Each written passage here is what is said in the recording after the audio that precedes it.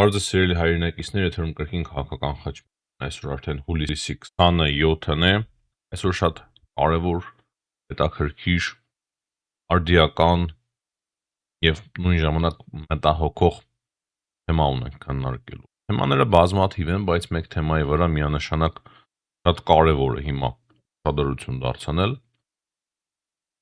Կարճ անոնսավորեմ ինչի մասին է խոսքը։ Սկսենք Հայաստանից առանձնապես շատ կարևոր հարցեր չկան քննարկելու։ Կրկին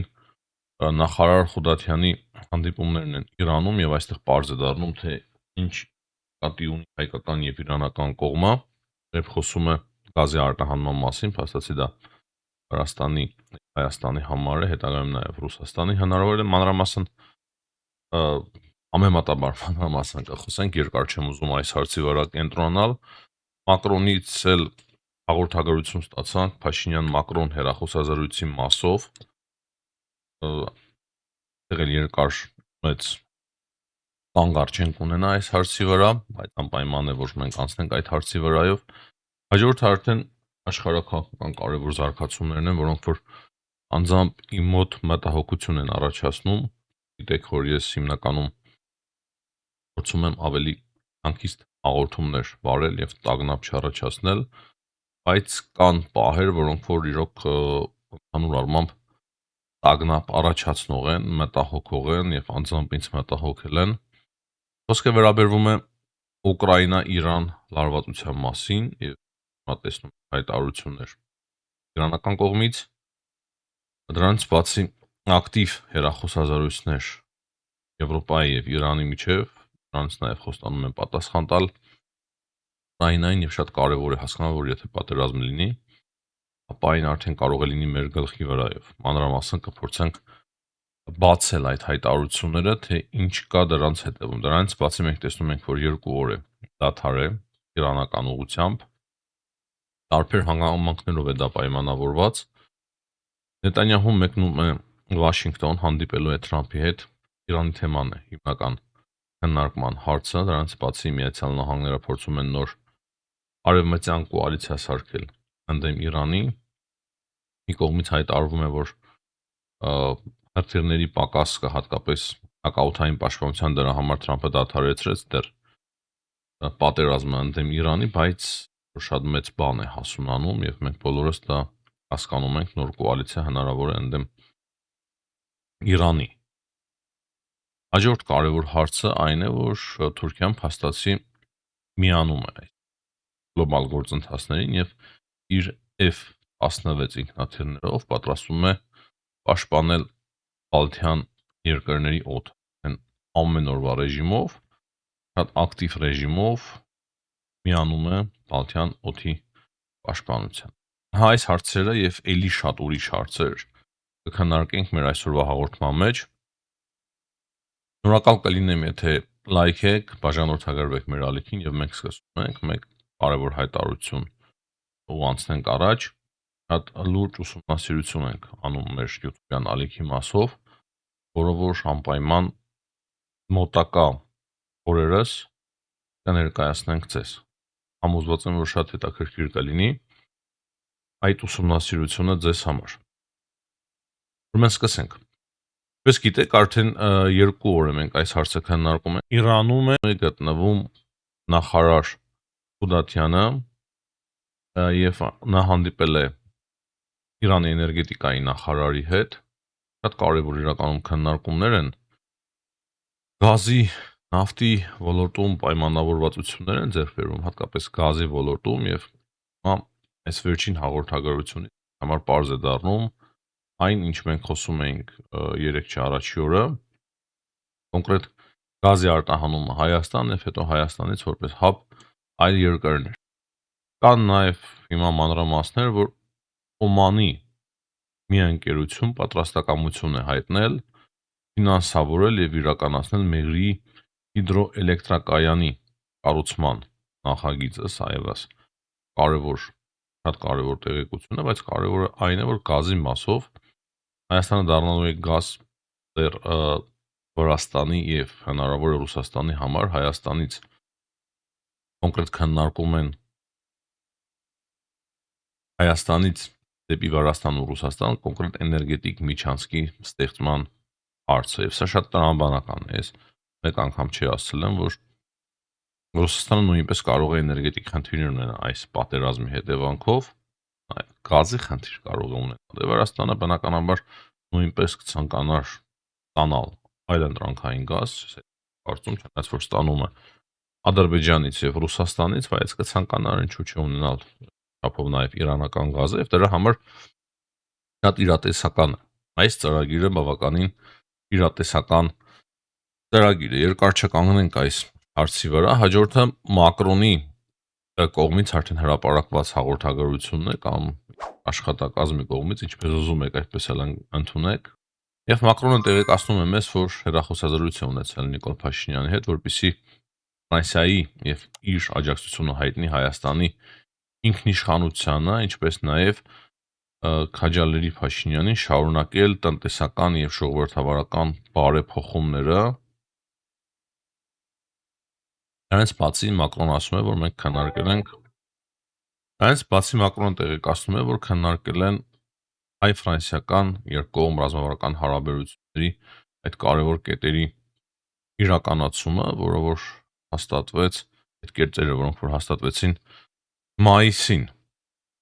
Ահա այս կանը Հայաստանից։ Հաջորդը արդեն աշխարհակաղակական հարցերն են, որոնք որ միանշանակ մեզ են վերաբերում, դրա համար ես շատ արագ ցանկանում եմ անցնել այդ հարցերի քննարկմանը, սիրելի հայրենակիցներ։ Նախ սկսենք ռուս-ուկրաինական պատերազմից։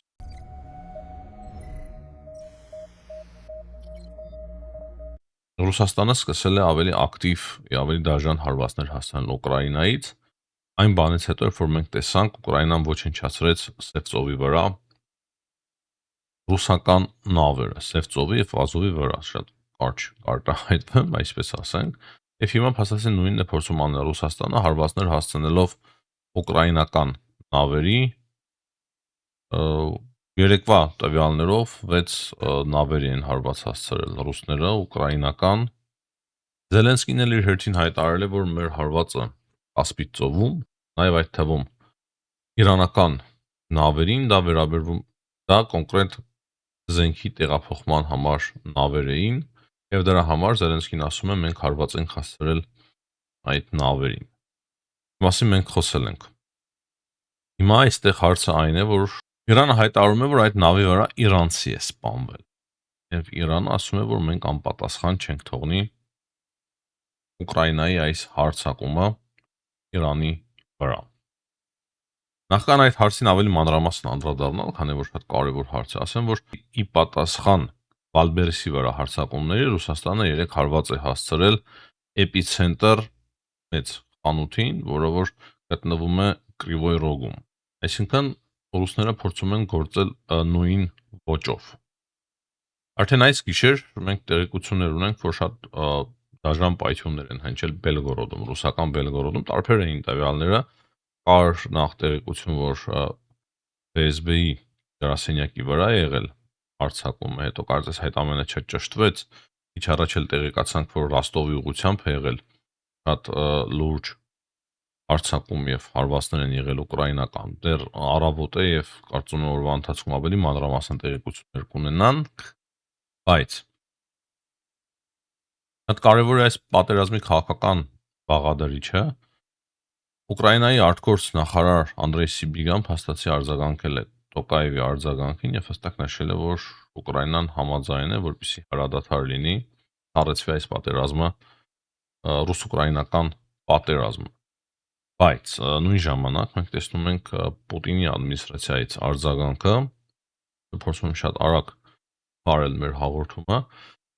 Պեսկովի կողմից արձագանքը հետեւյալն էր, որ անհնար է սառեցնել այս պատերազմը,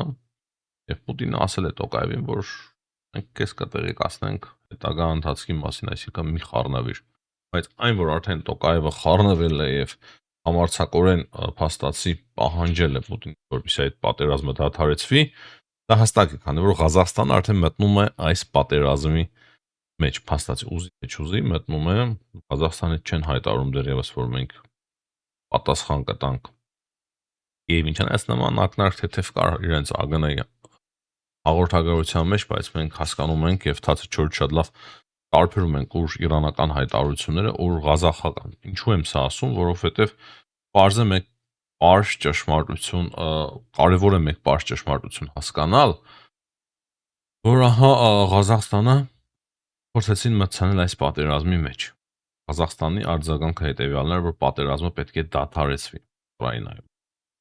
Իրանական այս նավի հարվածը Ուկրաինայի կողմից դա արդեն կարող է անհետևանք չմնա, կարող է իրանական հրթիռներ թողնեն մեր գլուխների վերևով։ Այս հարցի վրա եմ ուզում մեր ուշադրությունը հիմնականում սևեռել, քանի որ մենք տեսնում ենք հայտարարություններ, շատ կոշտ հայտարարություններ Իրանի կողմից։ Հիմա կարևոր է հասկանալ Պուտինի երեկվա հայտարարությունները, նախքան անցնենք Արաքչի հեռախոսազրույցին Կայա Կալասի հետ եւ հայտարարություններին։ Ուրեմն Պուտինը ասում է, որ Ռուսաստանը միակ Ուկրաինայի երաշխավորն էր եւ ասում է, որ Արևմուտքը պատրաստվում է ապագայում բզգտել Ուկրաինան։ Ուկրաինայի արևմտյան շրջանները փորձում են բզգտել եւ վերցնել իրենց անհեթեթ, շատ անլուրջ քարոզչական բնույթի հայտարարությունը։ Ուկրաինական բանակը այսօր անգամ է հզորացել, որ ինչ համեմատես Եվրոպայի հետ, կարողանում է հակադրվել Ռուսաստանի բանակի հետ։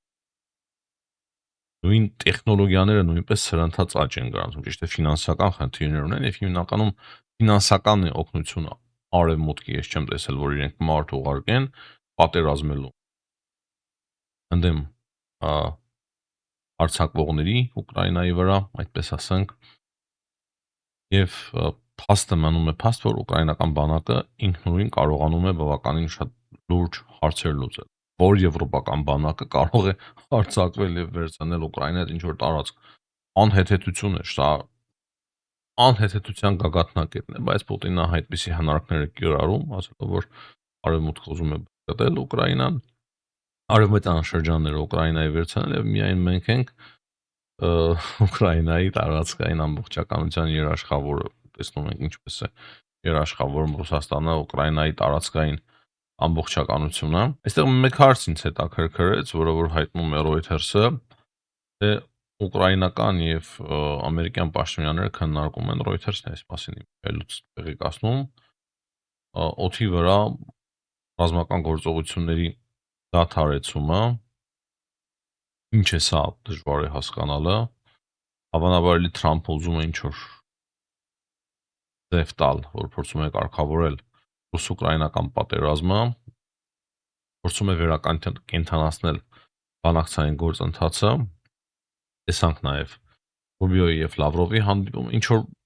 process տեղի ունենում, սա փաստ է։ Եվ Reuters-ն էլ այստեղ մեկ բան նշում է, որ այդ առաջարկը փորձելու են փոխանցել ռուսական կողմին։ Ամերիկացիները փորձում են փոխանցել ռուսական կողմին, հիմա քննարկում են ուկրաինացիների հետ։ Որքանով սա լավ է, որքանով սա վատ է, չեմ կարող ասել։ Որ հասկանալու դերևս բանակցություններ են, բայց ես կարծում եմ, որ այս ամենը կապ ունի նրա հետ, ինչ տեղի է ունենալու մերձավոր արևելքում։ Եվ վերջում մասամբ վերաբերվող Ուկրաինային հարց, հետո արդեն անցնենք մեր գլխավոր թեմային, ուրեմն Անադոլու թուրքական գործակալությունը տեղեկացնում է, որ թուրքական F-16-երը Շուրջօրյա հերթապահություն են իրականացնելու Բալթիկ ծովում, որպեսզի զսպեն այն սպառնալիքները, որոնք որ գալիս են Ռուսաստանից ՆԱՏՕ-ի երկրների ուղղությամբ։ Ինչպես արդեն նշեցի, թուրքական Անադոլու գործակալությունն է այս մասին մեզ տեղեկացնում եւ ասում է, որ 5-16 ինքնաթիռներ պատրաստ են 24 ժամյա ռեժիմով անընդհատ հերթապահել, όπως արդեն նշեցի, Բալթիկ ծովը, որպեսզի չեզոքացնեն այդ հնարավոր հարձակումները ՆԱՏՕ-ի երկրների ուղղությամբ։ Դա հետաքրքիր նույն ժամանակ աննախադեպ շատ մեծ կարևորության ինֆորմացիա է։ Դա շատ բան փոխում է։ Կամաց հարիկ արձանագրենք հետևյալը։ Ղազախստանի պահ այս արդեն նշեցի։ Պես են երկրները մտնում կամ փորձում են երկրներին ներգրավել ռազմական գործողությունների մեջ, չասենք մտնում, Ղազախստանը չի ուզում մտնել, բայց փորձում են մտցնել։ Հիմա Թուրքիայի մտնելը Բալթիկ ծով եւ Բալթիկ ծովի վրա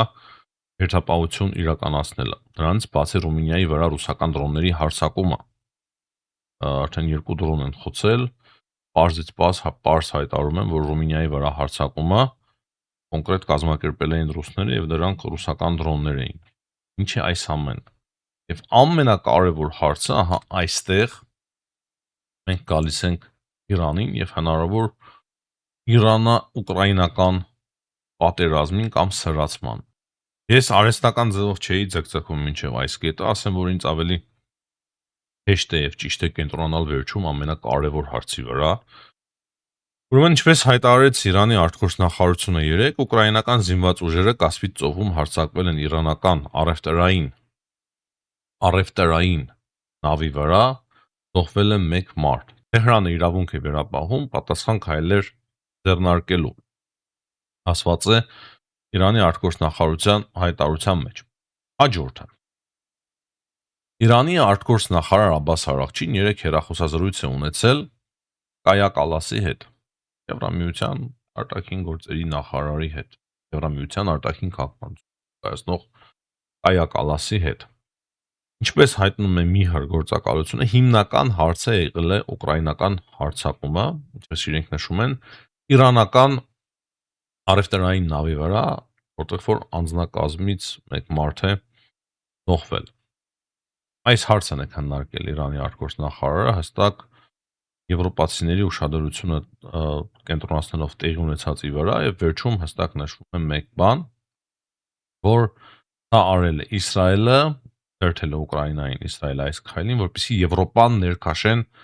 ռազմական գործողությունների մեջ եւ Իրանը իր հերթին կարող է պատասխանատվության ենթարկի, նշվում է, ակնարկվում է, հստակ կարող է պատասխանատվության ենթարկել Ուկրաինային։ Այդ թվում նաև պատվիրատուներին է ասում Իրանը։ Պատվիրատուները, ինչպես արդեն նշում են, դա Իսրայելն է։ Հիմա տեսնում ենք առավոտյան արդեն տարածված Իրանի արտգործնախարարի անձամբ Աբբաս Արաղչի հայտարարությունը Ուկրաինայի մասով եւ տեսնում ենք, որ կտրուկ լարվում է իրավիճակը, լարում է Իրանը իրավիճակը, շատ սուր հայտարարություններ է անում, որի նշանակ պետք է որ հետևեն գործողություններ։ Հստակ քաղաքական ֆոն է ստեղծում Իրանը, որպեսզի հարձակվի Ուկրաինայի վրա։ Աբբաս Արաղչին ասում է, որ Զելենսկին հարձակվել է իրանական առևտրային նավի վրա, սպանել է մի նավաստու։ Դրանք ՄԱԿ-ի կանոնադրության անամոթ խախտումներ են, որոնք որ կատարվել են Իսրայելի հրահանգով։ Աբբաս Արաղչին է սա ասում, եւ նպատակը Եվրոպան պատերազմի մեջ ներքաշելն է, ինչպես արդեն նշեցի։ Ում է նաեւ Իրանի արտգործնախարարը, եւ նա տեղեկացնում է, որ Եվրամիության գերագույն ներկայացուցիչ Կայա Կալասի եւ արտաքին գործերի նախարար Լավրովի հետ, Ռուսաստանի արտգործնախարար Լավրովի հետ ինքը քննարկել է ահա այս հարցը։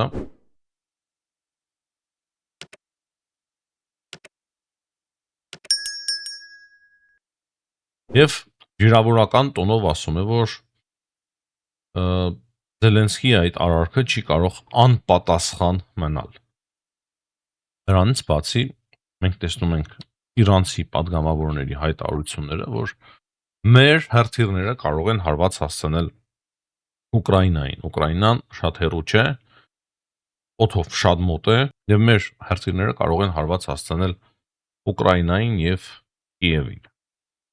Հիմա շատ կարևոր հարց է առաջանում։ Եթե Իրանը նման հարված փորձի հասցնել Ուկրաինային, որն է ամենակարճ ճանապարհը եւ որն է օդային ճանապարհը։ Միանշանակ ամենակարճ ճանապարհը ընկած է Հայաստանով, Վրաստանով, հետո Ռուսաստանով, հնարավոր է մասամբ Դևծովով։ Եկան այդ ճանապարհը պետք է հատի իրանական հրթիռը, որպեսզի ընկնի Ուկրաինայի քաղաքի վրա։ Հեռավորությունը այդքան մեծ չէ, ես փորձեցի ճշտել, հանգիստ իրանական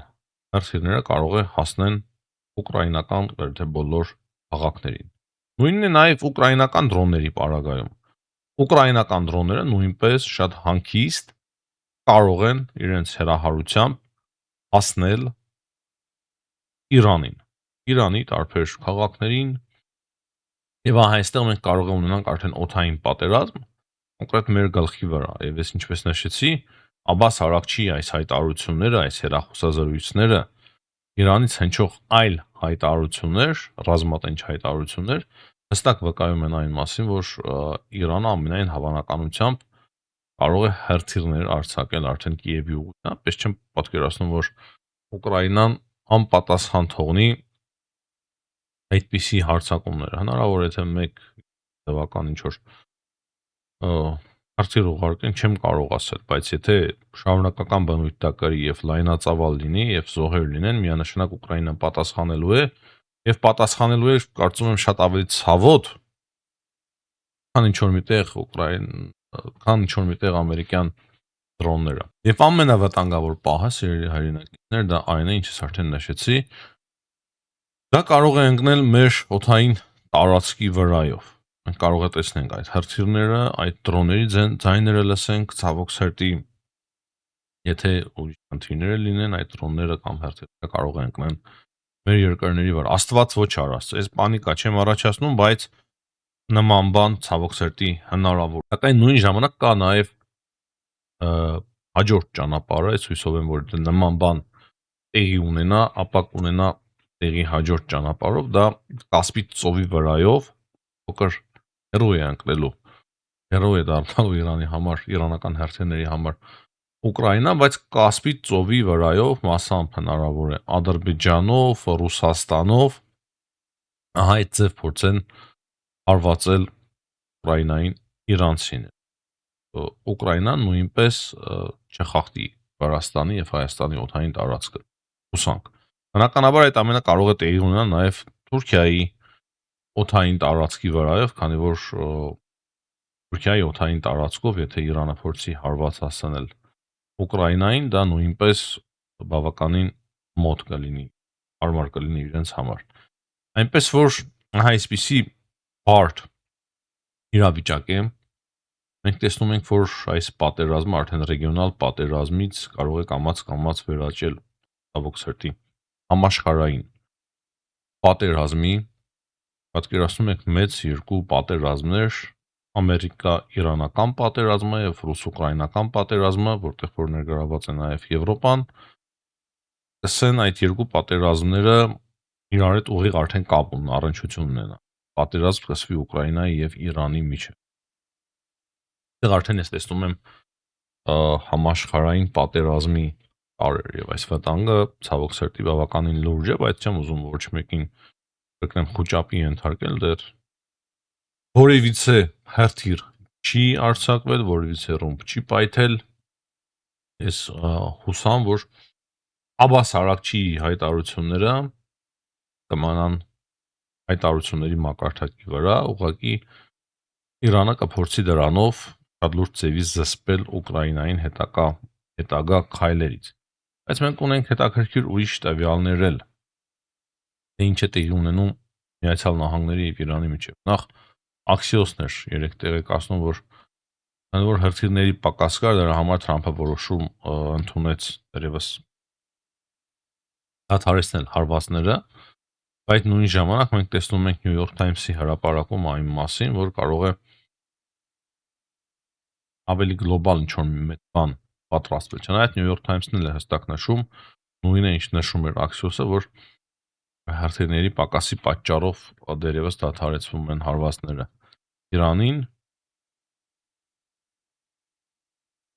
Իրանից էլ մենք տեսնում ենք հայտարարություն, որ իրենք էլ իրենց հերթին դադարեցնում են հարվածները Պարսից ծոցի երկրների ուղղությամբ, քանի որ Միացյալ Նահանգները դադարեցնում են հարվածները Իրանի նկատմամբ։ Բայց ինչպես արդեն նշեցի, Միացյալ Նահանգներում շատ լուրջ քննարկվում է այն հարցը, որ կարող է համակային ռազմական գործողություն իրականացնել Միացյալ Նահանգները ընդդեմ Իրանի եւ փորձեն Ուրանը գրավեն եւ դուրս բերեն։ Ահա նաեւ New York Post-ն է այդ մասին այս տեղեկացնում, որ հնարավոր է նման օպերացիա կազմակերպվի։ Այստեղ կարևոր է նշել, որ